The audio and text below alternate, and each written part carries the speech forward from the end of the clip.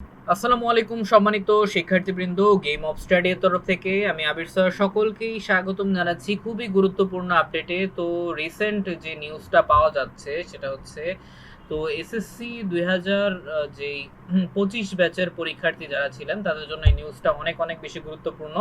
তো আনুমানিক কবে দিতে চলেছে বা কবে দিতে পারে এসএসসি পরীক্ষার ফলাফল সেই বিষয় নিয়ে কিন্তু শিক্ষা বোর্ড একটু ঘোষণা দিয়েছে।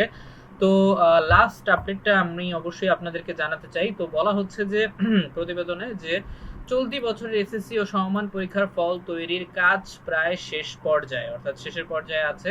আর আগামী 15ই জুলাইয়ের মধ্যে ফলাফল প্রকাশ করা হবে। ঠিক আছে, অর্থাৎ 15 তারিখের মধ্যে কিন্তু আপনারা ফলাফল পেয়ে যাবেন ইনশাল্লাহ। এটাই থেকেই হচ্ছে বলা হচ্ছে শিক্ষা বোর্ড থেকে। আর বলা হচ্ছে যে বৃহস্পতিবার দ্য ডেইলি ক্যাম্পাসের সাথে আলাপকালে এসব কথা জানান শিক্ষা বোর্ডের মোর্চা আন্তঃশিক্ষা বোর্ড পরীক্ষা নিয়ন্ত্রক কমিটি আহ্বায়ক ও ঢাকা মাধ্যমিক এবং উচ্চ মাধ্যমিক শিক্ষা বোর্ডের পরীক্ষা নিয়ন্ত্রক অধ্যাপক SML কামাল উদ্দিন হায়দার। আর ঢাকা বোর্ডের কর্মকর্তারা জানান ফলাফল তৈরির কাজ প্রায় শেষ পর্যায়ে। খুব দ্রুত সময়ের মধ্যে ফল প্রকাশের সম্ভাব্য তারিখ জানিয়ে শিক্ষা মন্ত্রণালয়ের প্রস্তাব পাঠানো হবে। আমরা মন্ত্রণালয়ের সবুজ সংকেতের অপেক্ষা করছি। সংকেত পেলেই প্রস্তাব পাঠানো হবে। ঠিক আছে, সম্ভাব্য কোনো 3টি তারিখ প্রস্তাব করবেন এমন প্রশ্নের জবাবে অধ্যাপক কামাল উদ্দিন হায়দার বলেন, এটি এখনো চূড়ান্ত হয়নি। তবে যেহেতু মাদ্রাসা বোর্ডের শেষ পরীক্ষা 15ই মে অনুষ্ঠিত হবে, সেহেতু 15ই মে অনুষ্ঠিত হয়েছে, তো সেহেতু 15ই জুলাইয়ের মধ্যে ফল প্রকাশের প্রস্তুতি নিচ্ছি। সবকিছু ঠিক থাকলে এই সময়সীমার মধ্যেই ফল প্রকাশ করা হবে।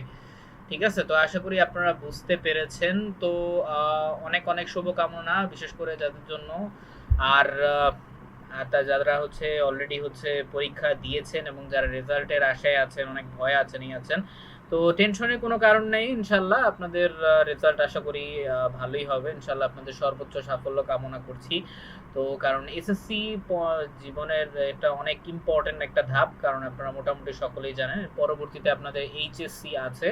তো যাদের যাদের এসএসসি রেজাল্ট যদি আশানুরূপ না হয় তাহলেও চিন্তার কোনো কারণ নেই। আপনারা এইচএসসি তে কলেজ লেভেলে অবশ্যই ভালো করে পড়বেন, তাহলে ইনশাল্লাহ আপনাদের রেজাল্ট ইমপ্রুভ হইতে পারে। ঠিক আছে, কারণ এসএসসি এবং এইচএসসি দুইটা অনেক ইম্পর্টেন্ট একটা ধাপ। ওকে, সো এই ছিল এখনকার আপডেট। নিয়মিত আপডেট পেতে অবশ্যই চ্যানেলটিকে সাবস্ক্রাইব করতে ভুলবেন না। তো আহ, তো আজ তাহলে আমি আবির স্যার এখান থেকে বিদায় নিচ্ছি। ধন্যবাদ সকলকে, আল্লাহ হাফেজ।